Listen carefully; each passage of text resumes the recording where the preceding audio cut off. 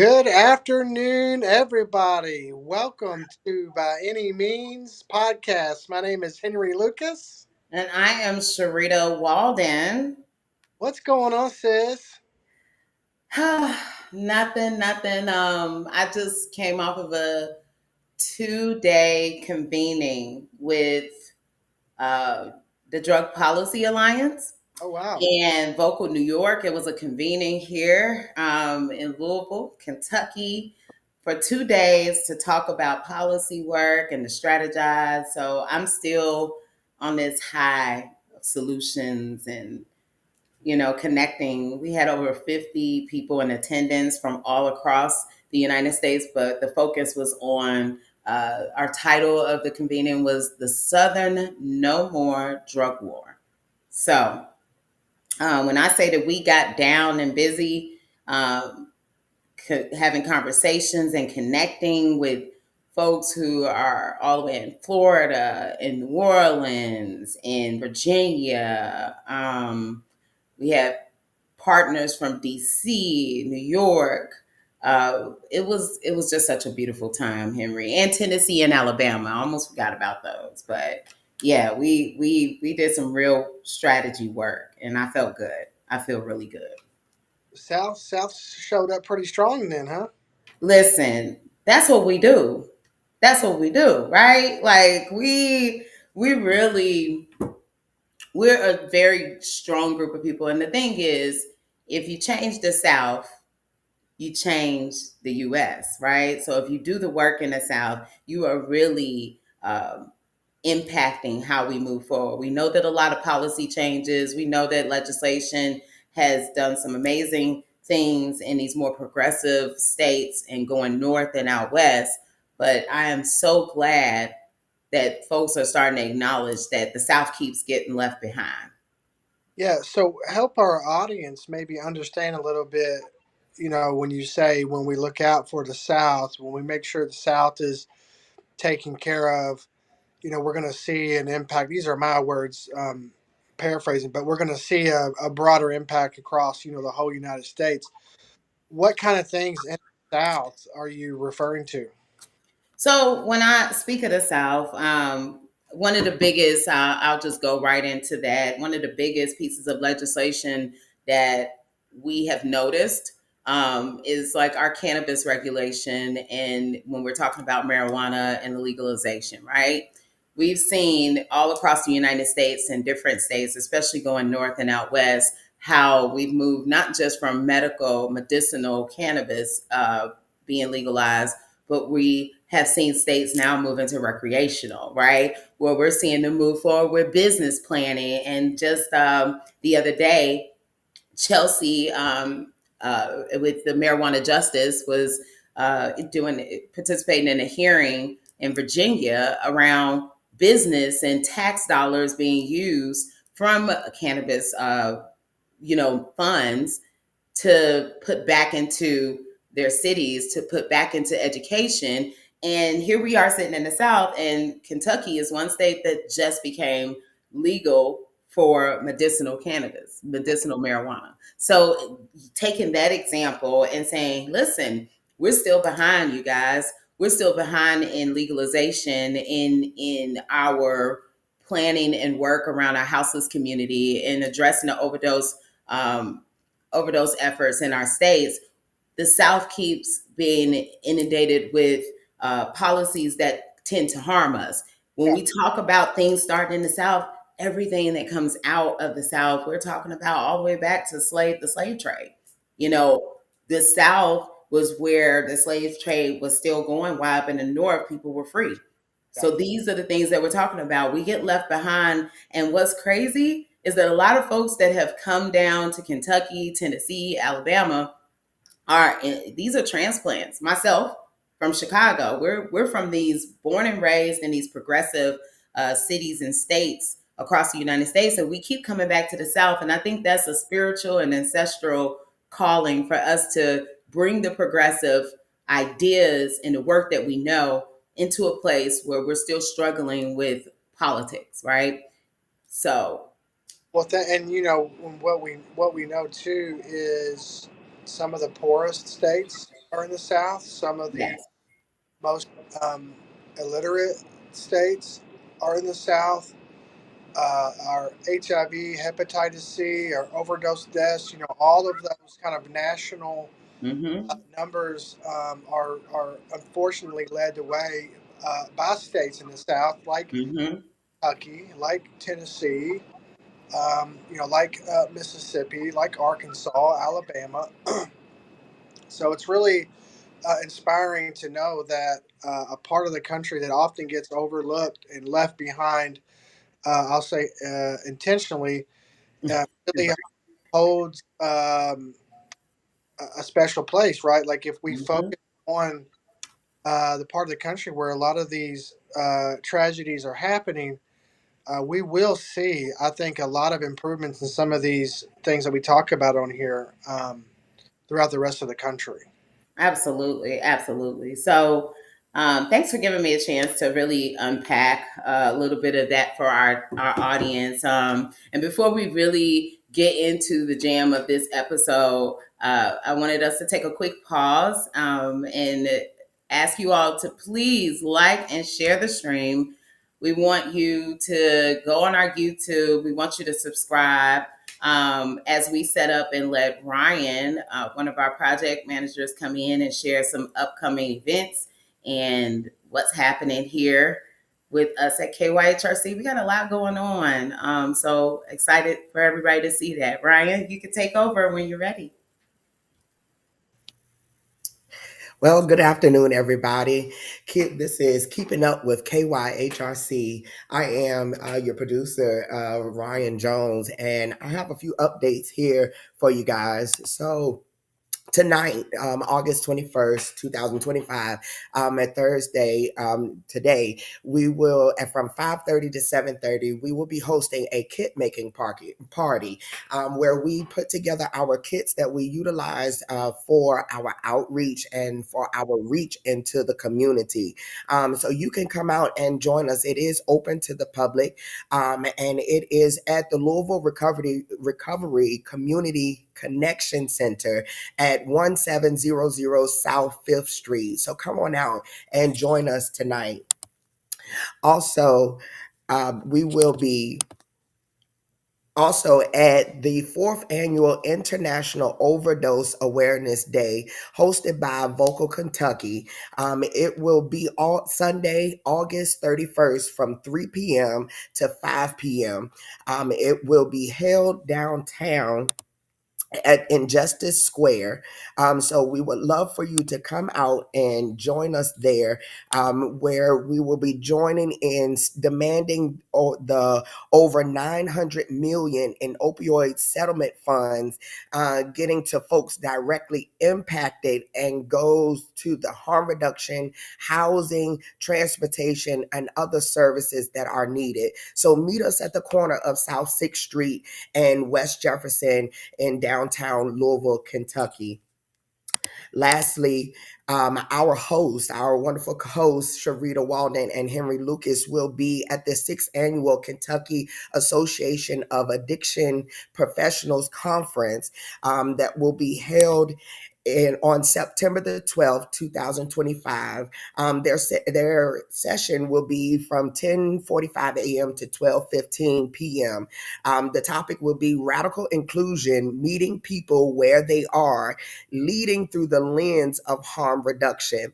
You don't want to miss it. You can check out where it will be at the Embassy Suites Hotel, UK Coldstream, 1801 Newtown Pike, Lexington, Kentucky.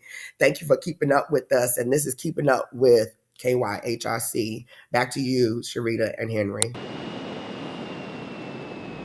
Thank you, Ryan. Oh, I like that. Hey.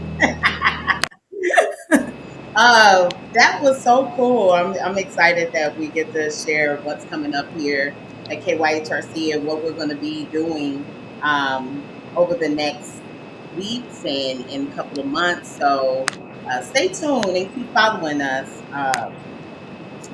So, Henry, I see that you're working on your computer. I don't see you, friend. There we are. So listen, we started this month, right? Out talking about culture, talking about um, arts. We've talked about how the culture of drug use and recovery is all intertwined. And what we wanted to do was to continue that conversation and bring on guests to talk about that. Um, After we finished our conversation, I have been very intentional about listening to different songs and music that I used to listen to. I think I went down rabbit holes and started listening to who was it, Jimi Hendrix, and I was like, dang, what is it, Purple Haze? Anybody know what Purple Haze stood for? Y'all can say it in the chat. Purple Haze, that song by Jimi Hendrix. Maybe I'm showing my age a little bit when I'm talking about Jimi Hendrix, but I was just thinking about different songs that I listen to when we talk about drug culture and what that really, really, really means. We have a guest that I'm really excited about bringing on, but before we get there, uh, what is your thoughts? Okay, as an audience member, when we're talking about recovery and marrying that world into the mainstream, what's happening in the mainstream. How do we bring those worlds together? Recovery and culture. How do we talk about that in the arts? Because we do such a good job of talking about our fun. We do a good job of talking about the mood and mind altering substances that we'll take and that how it makes us feel. And as I'm talking about it, you're probably thinking of, I gotta take glasses off, I see myself. As I'm talking about it, I'm thinking about different songs that I've heard my kids listen to. And I'm like, how can we start to transform that narrative in the recovery spaces or in spaces? We keep talking about harm reduction, we keep talking about safer use. How can we translate that in culture so that it's a part of the same spaces? Does that make sense? As you're listening in, and please feel free to type in the chat if you're on YouTube, if you're on our Facebook page watching. But it's just something to reflect on. If we're trying to transform our communities, even thinking about violence, right? Harm reduction is all relative. If we're trying to transform our communities, is it not a logical way to think that we need to bring it into our culture, like our arts? We need to embrace that. It just seems like sometimes artists get pushed into another category when they start to talk about health and healing. It seems like artists get pushed away into, hey, friend, it seems like artists get pushed into a separate space when they're talking about something that we're experiencing, like a song I just heard recently. What is it called? Burnout by Nao. And I thought it was new, but actually it's old. It's an old song. It's so descriptive though. I'm like, this is 3 years old. Why haven't I really heard this song? Well, it's not accepted in mainstream. So if we're talking about transforming communities, why don't we have that a part of the recovery, the healing? Why don't we accept that inside of mainstream too? It's just something to really ponder and think about. I'm glad you're back, Henry. I missed you. It felt like I was gone for a really, really long time. It did. It felt like it. And everybody can't see your beautiful tan that you've had over the last couple of months because you need to give me some more light so I can see you. Okay. Uh, there we go. There you Okay. go. There we go. Sorry about that. I had technical difficulties on my end, but I'm back and I'm ready to. I'm ready. I'm ready. Is that the same cup of coffee from 2 weeks ago? Yes, it is. It is. It is. I was trying to hurry up and drink it before we got started, but it didn't go fast enough. So I just talked a little bit about the arts and everything, Henry, just what we were going to talk about if you were sitting here. But I'm ready to, I guess, segue. Because as we talk, I know people don't kind of see the similarities. Like segue, how do we move from that and then we bring someone from the policy and the systems world, like Dr. John Brodus, right? John Brodus, yes, Dr. John Brodus. How do we bring them in? And I'm like, that's what we do though. That's what we do. We bring in all the people, the healing, the transformation, the language. We bring it all together because we shouldn't have it separate, right, Henry? Yeah, we'll have our participants, we'll have folks on the front lines, we'll have folks that are running other organizations, and we have folks that are working with the government. You know, Yeah, I think that's important, right? That's part of the destigmatization is to make sure that voices are heard everywhere. It doesn't matter which position or which role folks are in. So absolutely. I'm happy about today's guest.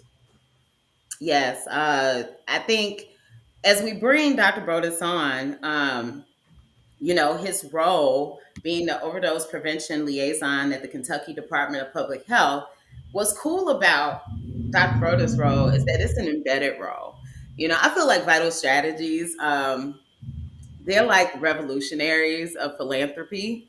They just be embedding people. This is not the first embedded role from Vital Strategies across the United States. It is not the first embedded role in Kentucky. We do have Kurt Smith, who was embedded also with the Kentucky Department of Public Health. I think it's cool because these are real people with real lives, with real stories, with real lived experience. So Vital Strategies is a part of the revolutionary work by dismantling the idea that people with lived experience don't have the education, they don't have what we need, the political language, they don't have the was it the kunst, they don't have all the things they need to work in these spaces. But they hit that and they hit it hard. So ready to bring our guests on? I am. All right. Hey, Dr. Brothers. Hey, Dr. Brodus, good to see you. Good afternoon. So good to see y'all also. Yes, yes. So, Dr. Brothers, this is just to let you know if you want to share this this stream. It will be on Spotify, but we are also live on YouTube. So, if you want to share on YouTube, the YouTube, that would be great. We want people to join us and subscribe. Absolutely. So, we're glad to have you today. How's your day starting off?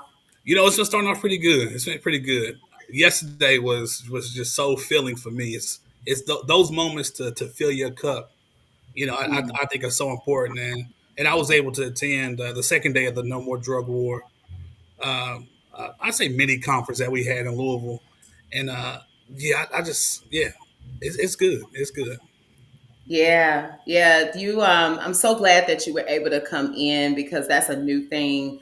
Not having people, even Councilwoman Shamika Parrish, right? Although she's a leader of a nonprofit, uh, having people from state, from the government, come into these spaces, so we're just not talking to each other. This information can now move back Mhm. across the lines, across the aisles, across our county lines to understand what we're really doing and see that we are making impactful change. So I appreciate you and Chris and Shamika being present so that you all can take these back into your spaces and say, no, they're doing the work. So thank you. Thank you for doing that and showing up and being Thank present. you.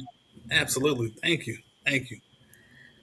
So Dr. Broder said he was excited to be on here. You want to share a little bit about yourself, where you come from, how you got to this moment in your life, Dr. Brodus? Oh, absolutely, absolutely. So, as Teresa said, my name is Dr. John Broadus. I actually was born in Ohio.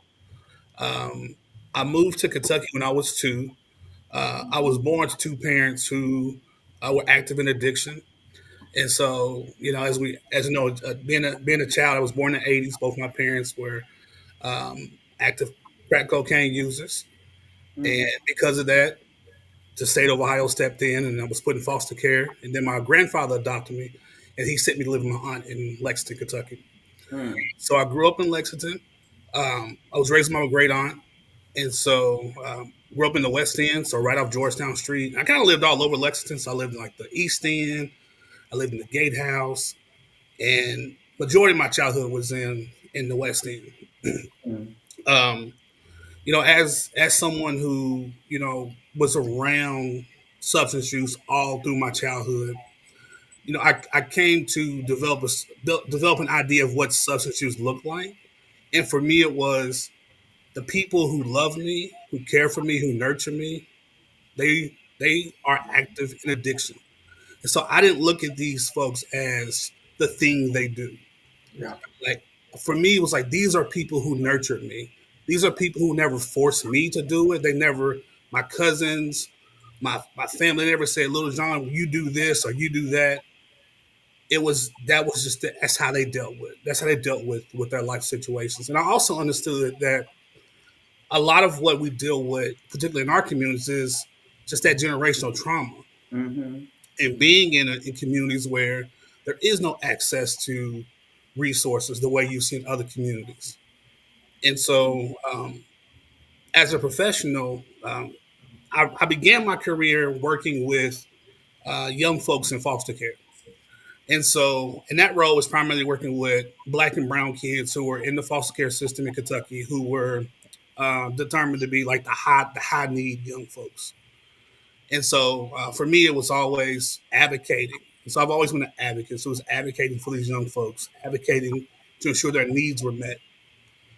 From there, I moved over to working in the juvenile justice system. So again, working with young folks who were what fair teams, and so those were kids who had been unsuccessful on their diversions, and working to keep them out of jail essentially. So my job was we got to keep you out of jail because jail's not the answer for everybody, especially a child. Mm-hmm. Yeah. And from there, I shifted to working in substance use prevention. So for the past 7 years, I've been doing substance use prevention. Um, as a prevention specialist, I've always operated from a lens of understanding. And so while we want to prevent folks, we want to prevent, especially young folks, from engaging in substance use, we also understand that we need to educate young folks around substance use as well. And so we can't go into with these rose-colored lenses as if, well, nobody should use drugs, right? That abstinence only message doesn't work for everybody. And so my position has always been that we got to educate folks, but we also have to help them do these things safer. Yeah. And Mm-hmm. so my natural progression was, coming to work for Vital Strategies in harm reduction as an opioid prevention liaison for the embedded with Kentucky Department of Public Health. And so my role now is primarily supporting Black-led, Black affirming, just Black serving harm reduction coalitions across the state, but also any organization that seeking to engage Black and brown folks in overdose prevention. Mm-hmm. And so in this role, like I said, I primarily just focused on providing technical assistance, but also just really working with folks and organizations to see the importance of really centering culture and centering those cultural experiences when we are seeking to engage with communities that have often not been engaged with appropriately Yeah. or have been ignored historically and currently. And Mm-hmm. so, my work is really, really rooted in as we think about how we increase our engagement, how we ensure that we're getting resources to communities, we have to do it in a way in which folks don't feel like you look at them as this thing because we're more than just a thing. And unfortunately, many of our communities, especially communities that I grew up in, like it was always you were this thing. And those things become a part of the fabric of who you are because you think folks only see you as this thing when we're more than just a thing. Mm. So that's kind of the position I lead with when I do the work I do. Okay. Well, Well, thank you for that. Go ahead, Henry. I'm yeah. sorry. Thank you so much for that. You remind me of a couple of things, Dr. Broadus. One is like how important lived experience is. Oh yeah, That that we all have lived experience, Mm-hmm. but the greatest impact that folks have in the work that they do is by owning their lived experience and using it in a way, um, for the for the greatest good, No, absolutely. Yeah. right? And I think that we all end up here because of our lived experience, regardless of whatever that lived experience is. And it's particularly in the climate of what's going on now in harm reduction and substance abuse treatment, we need more and more people to claim and to own their lived experience, even if they never were a drug using person. Hmm. Absolutely. Absolutely. And when you talk about culture, I'm reminded of a few months ago when I had the opportunity to go to Bogota, Colombia, to the International Harm Reduction Conference. How the services in Colombia are very different in the services that I've seen in the United States, and particularly in Kentucky, because of how they inject and embrace culture into all the different service delivery models that they have, whether it's a certain style of furniture or if it's getting local artists in their drop-in center, Hmm. connecting with the indigenous communities that are around Bogota, even the street art that were on some of the buildings to sort of indicate to the community like this is a drop-in center. This is what we do here. And what I realized is really the way to work through the stigmatization is to celebrate the cultures of the people that we serve. Oh, absolutely. And there's something about that in my body. I feel, as I say that, I feel so much love and so much compassion and so much relief, that we can really radically change things by including folks' culture into what it Hmm. is that we're doing. If you go to a treatment center, it's really funny. If you go to a treatment center, you go somewhere that offers a lot of these services, it's pretty vanilla. It's pretty plain. It's pretty straight edge. I mean, there's not a lot of um, uh, um, it's just not very vibrant. Hmm. It almost feels like a lot of our treatment centers, when you walk in, it feels like you're in jail. It feels like you're in prison. It feels like you're incarcerated. So I wonder what that does, not just to a person's spirit or their emotional state, but I also wonder how that continues to play in psychologically to what they believe about themselves and their worth and their value and what they can contribute to their community or what they can contribute to the state. So I'm interested in how this conversation is going to unfold today. Oh, yeah, Yeah. absolutely. Yeah, absolutely. And as you were talking about that, that leads us into a question that I had for you with your role, Dr. Broadus. Yeah, I think I'd be screwing your name up the whole time. Like, It's all right. Look, Sheree, like a lot of people don't ever get it right, so it's perfectly fine. I'd be like, shit. Okay. So, as I was saying here, I'm like, this is a cool question when we're talking about culture and you working in a system, right? That's similar to what Henry described. It's so Mhm. nicely put. How does cultural bias like show up in public health messaging? I was listening to Henry talk about the images, the art in Bogota, what he experienced, and sometimes I see it in other states, like in Philly. You see a lot of art and you see a lot of work around what's happening in the community. Even in our some of I think Connecticut, their booklets and pamphlets that they have that are led by people with lived experience or living experience. They're still actively engaging in the behaviors that we're working with. So it's messaging. So how do you see cultural bias that shows up in public health messaging, though, since you're in this role?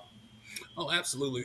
I think from an outside perspective, when I would look at public health messaging before, and I think even today, like now, one of the things that you often see is that there's a propensity for folks to have an idea of what the problem is, and Mm. then internally decide that they know how to talk about it. Mm. So it's the permission to say, okay, I know in this community, this issue, this public health issue is really affecting this community. And so I know that they'll receive this message Mm. because it should work there. And what happens is that a lot of times you see a lot of deficit based messaging in Mm. public health. Mm. And so it's often from the lens of that's the problem, and this is the solution through this message. And if the folks only get the message, then the problem will decrease over time. Well, the problem with that is number one, you never once had me or the folks who are impacted problem at the table to verify and tell you if that message is actually impacting what's really going on in my community or their Mhm. community. And so what happens a lot of times is that folks kind of lead with this idea of like, I'm educated, I'm well versed in this problem, and so because of that, like I know what the answer is from a messaging standpoint because I've studied, I've researched. And I'll tell a lot of folks, like, yes, I'm Dr. John Broadus. Yes, I have a PhD. That does not make me an expert of you. It does not make me an expert of your community. It makes me an expert of me. Yeah. And I Yeah. think a lot of times, sometimes folks, especially in public health spaces, have a hard time with not centering themselves in the work. Mhm. And so I think it shows up in why campaigns don't always work the way they should. And I think the ones that do work are the ones that are community led, the ones that Mhm. are led by folks who are living and breathing, experiencing the issues that are impacting their community. And so I think there's still a lot of work that needs to happen as we think about how we respond to public health issues across Kentucky, but across the nation as well. Is that Mhm. we have to get to a point where we decenter our knowledge and our expertise and center the experiences of the folks who are seeking to help and serve.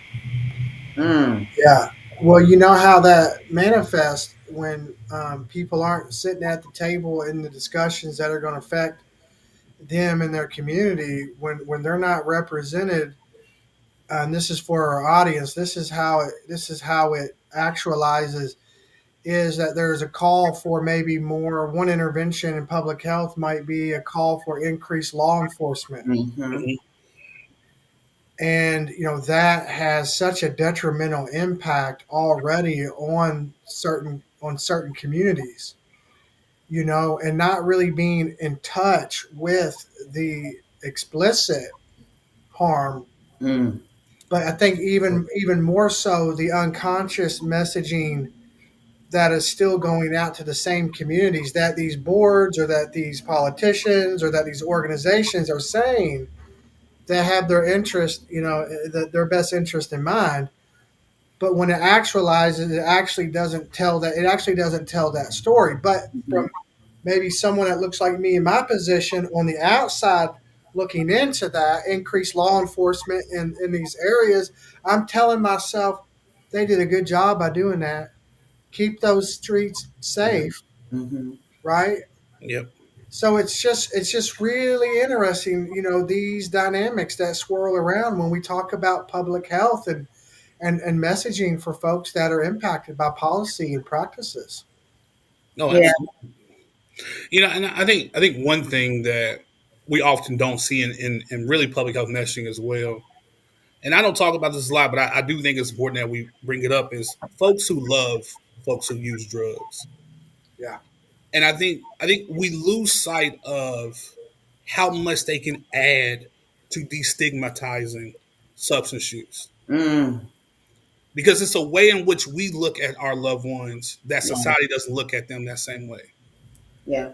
And I think about when I was a child, when I would go to school and I would sit through Dare, and Dare would say they said all these bad things about people who use drugs. Yes. Yet when I would go home, the people who you said were bad told me I was special, told me I Mm. was smart, told me I was great, told me I could do anything in life. Like they told me I could be Dr. John Broadus. Mm. But you told me they're bad people, Mhm. right? And so I think it's important that you understand that the kids like me when I was a kid that's now an adult, like there's a way in which we think about these folks that run counter to what you hear from society. Mm, And we have to include those voices of those people and say, like, no, that's a human being who loves, yes. who feels, that hurts, but they love and they love hard. Yep. And I think we have to be able to center those voices so we can say, when you say my mama is this thing, Mm, guess what? I saw my mama work 40 hours this week to make sure that I was able to go on my field trip. Yep. mm. Yep. Right. And I think those are things we have to be able to really message as well, and to say like, no, there is folks who can speak to the humanity that exists in people who use drugs, because in society, from a stigmatizing standpoint, it's very easy to separate humanity from a person who uses drugs. Yep. You brought up some really, I really hope that Sarah, our media strategist, snips that, because you brought up some very valid points. But I wanted to bring your attention, it reminded me of something that Demarion Fleming over Sowing Seeds with Faith um, returned from his break and did a survey with the youth in his program. They surveyed 75 youth. It was just a drop of the moment survey. 95% of our youth found home as a safe space, and Mhm. they live in what we consider the most dangerous zip codes in the city. Less than 55% of our youth trust the church, but 100% of them believe in God. 5% of our youth have been in or drove a stolen car, but 83% of them know someone who owns a gun under 18. 92% of them are inspired by their mom. 36% of them do not fear death. Mm, And 98% of our youth are mentally prepared to pursue both college and or career. that's right. When I say, I was thinking about what you said when you said what how you saw your family, and I went right back to that moment of seeing 90 something, 90 over 90% of those youth feel safe in homes that are told you're being neglected, Yep. your parents aren't being good parents. Did you, when I heard that, and he has over 300 and something youth that he works with, I'm sitting here like, wait a minute, that is the cultural piece. And then you went into language, and I had skipped over that one because I was like, well, we could go to another question, but you went in bad, right? Me and Henry do this. If I'm Hmm. talking to Henry about something, and then I'll say something about myself, and I'm using language like good and bad, and he'll challenge me immediately, Yep. right? Like, wait a minute, good or bad, right? Clean, dirty. Yes. In our work, Henry, that was a part of my language. I think when we first met in the beginning of year, I think that's just how I was talking, right? Oh, I got a client coming in, their specimen was clean or it was dirty. That was our language, and I'm not going to even share, due to growth and embarrassment, of some of the other things that we've said in our Oh, career yeah. to our clients, to family members. But that clean and dirty, good and bad, the harm, right? What's the No, harm absolutely. around using these terms? Addict, Hmm. you're an addict, right? What's the harm? And I would love to hear both of you all's thoughts on that, and culture, as we're diving into how this is a part of culture, as we're Absolutely. talking Words are powerful, Yep. and words can be uplifting, and words can be very violent, about. and words can inflict violence upon you in ways in which someone hitting you can. And when we talk about folks who use drugs and just substitutes in general, oftentimes the words we use really are rooted in dehumanizing those folks, because Mm, what we do is that we want to separate you as this thing, right? And I keep going back to like the way we look at people as things. Mm-hmm. Look mm, at you as a thing. That means that what I do to you is okay because you're a thing.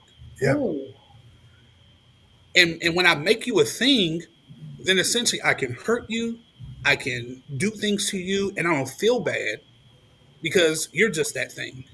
Mm. I make you an inanimate object essentially, and these words do that. Yeah. Right? And so these words lead to justification on why we can talk about you and why we can call you these things and why we can mistreat you and why we can deny you access to services and why we can tell you you can't come into my store. Mm. You can't sit here or you can't go here or you can't walk on this street or you can't do this because I don't look at you as a person. I look at you as a thing. And that's what words do to us. And we think about substance, especially substance use. And then when you add race and gender and class and sexual orientation, they just intersect and they build and we become all these things that give justification on why I can treat you how I want to. Because deep down inside, I don't think you are a person. I think you are, Mm.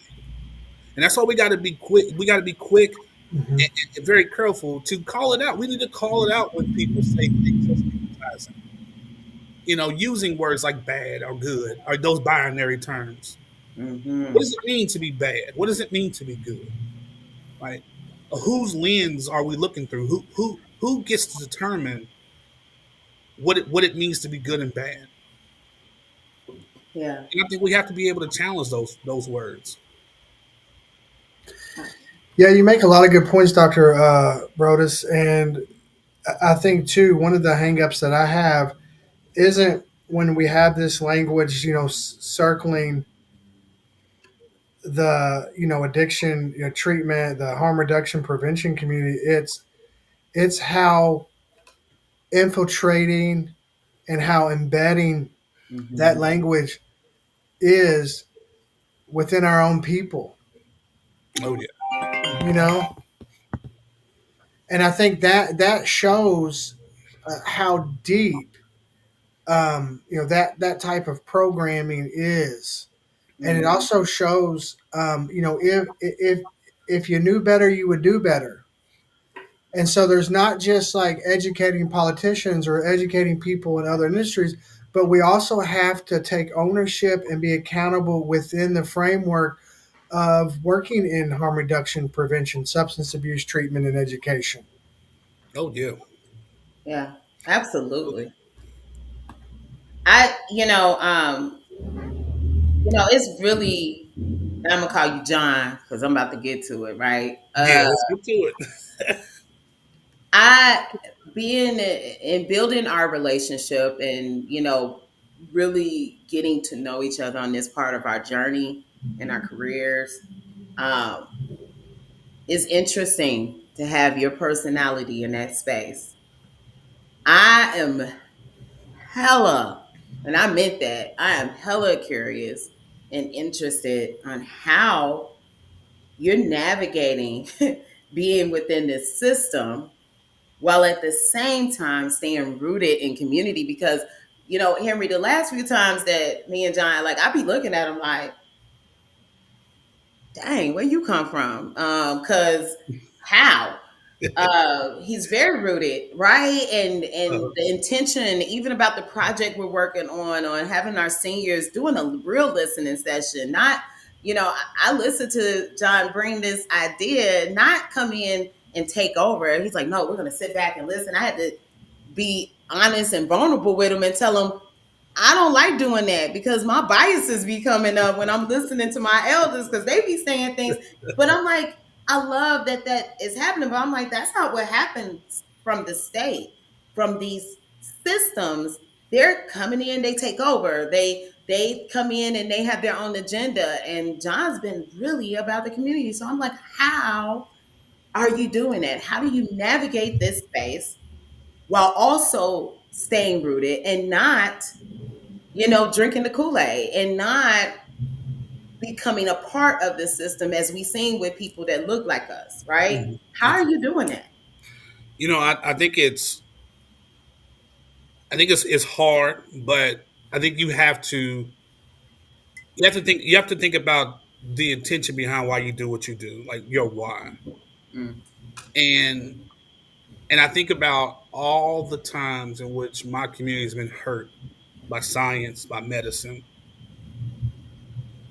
and I ask myself, like, do you want to be someone who's hurting your community the way your community's been hurt before? Mm. Like, can you go to sleep at night knowing that you went to your folks and you used them, and then once it was all over, you took credit and left?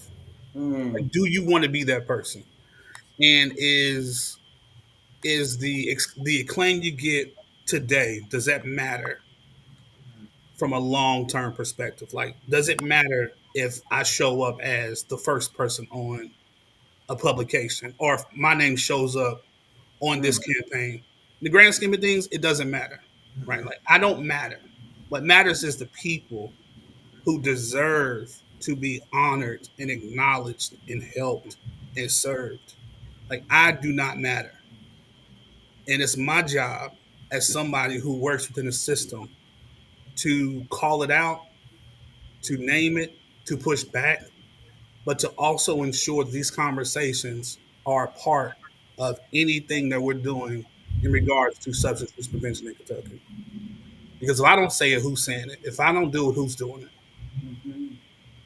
And so for me, it's really like, how can I be true to myself if if I'm essentially showing up as, you know, I used to be like y'all, but I'm not now. Like, I know what y'all need. Like, it's like, no, I can't do that. Like, and also I think about the way my auntie raised me. Like, she was an old school black lady, grew up in Nicholasville, and auntie, like, she didn't take no bullshit from nobody. Like, she called it out. And I think about, like, what would Loretta say if she saw me acting this way? What would she say? And Mm. like, and I knew how intentional she was with the things she did, and I knew the struggle she had to endure as a black woman. You know, as a black woman who did not have a high school diploma, right? And how she was treated as an employee, and how she Mm. had to navigate society as an older black woman raising her great nephew with systems that mistreated her and mistreated me and mistreated us together collectively. Mm. It's like, do I want to become those same people that hurt me and hurt her? And can I live with that? And so, no, like, I always have to stay connected to community, because without community, there is no me. Yeah. And I get to this point in my career, I get to this point as an academic because of community. Community lifts me up, community inspires me, right? Community supports me. And it's only the folks that I've been able to work with, that I've been able to support, that has allowed me to get to where I'm at today. And for me to lose sight of that, even though my opportunities as a as a professional increases, right, is to essentially say, like, all I want to do was use you in the first place, when it's not my goal ever. And I Yeah. never want folks to think that's what I did. I want you to know that I'm here to support you the way you support me, because there is no me without community, right? And when I leave, those folks are going to still be there. And I want my legacy to be like, no, John came in, he worked with us, he supported us, he advocated for us. And I know John didn't just show up and say, all right, you gave me what I need, I'm gone. Right. And you'll never see me again. I love Dr. Broadus. I just love how big your heart is. Yes. No, He said. And I'm just sitting here and I've teared up several times just listening Mm-hmm. to just the what I would call the ultimate truth. Mm-hmm. And I think that's important too. You said it earlier. We it's important that we love drug users, and I think to take it a step further, I think it's important that we love people, yes.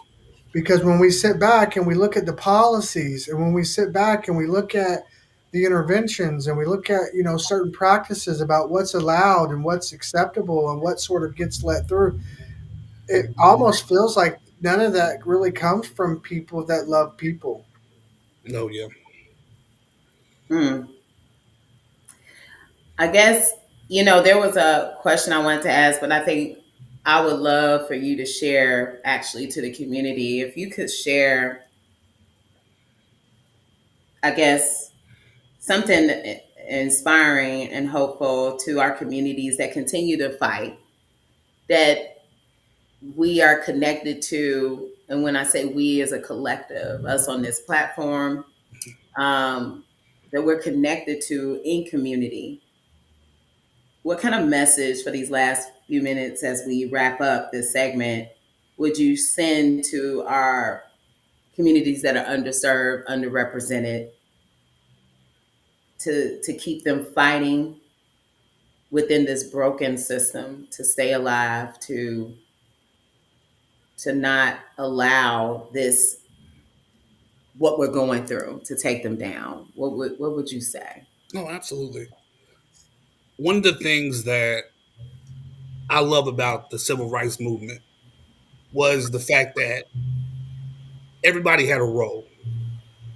Regardless of who you are, we all had a role. Some of us did the work on the front line, some of us marched, some of us did sit-ins, some of us spoke, and then some of us worked in the background as the folks who did the writing, right? The planning, the logistical stuff. We all have a role. And don't think that just because you're not somebody who's out there every single day that's putting your face to a movement that you can't support from the background, that you can't provide your expertise to ensure that this work doesn't go away. We all have a role in ensuring our communities are better. And yes, it's hard, it's difficult, it feels overwhelming when you see, these, especially in the climate we're in today, it feels very overwhelming. Mm-hmm. But understand, like, resiliency is resiliency, and we are people who are resilient, right? And so this ain't the first time we've dealt with things like this. It won't be the last time. But recognize we all have a role. But also for the folks who are doing that work every single day, recognize that some of us who may not be the ones out on the front lines, we can support you as well. Mm-hmm. So make sure that we're not building bridges amongst each other, so that folks don't feel like they can be able to work and support. And so we have to recognize, as folks that work within systems, outside systems, alongside systems, that we all collectively can work together to ensure that what's happening in our community, how best to support our community, right? We can elevate that together, and we can do it in different ways. And I think it's so important that for us to make sure that we don't lose our voice, that we have to recognize we all have a role in that work. So maybe it's the college student that's at U of L or UK or K State, that's a first generation college student who came from poverty, and they're like, I don't know. Well, no, you can do something. You go and write them papers. Yep. Right? You go get that degree so you can come back, and you can enter that system, and you can work to change that system from the inside. If it's a person that is working every day and they just doing what they got to do, that don't mean you can't show up to a meeting. Right? If you can't show up to a meeting, ask for, like, what's your agenda?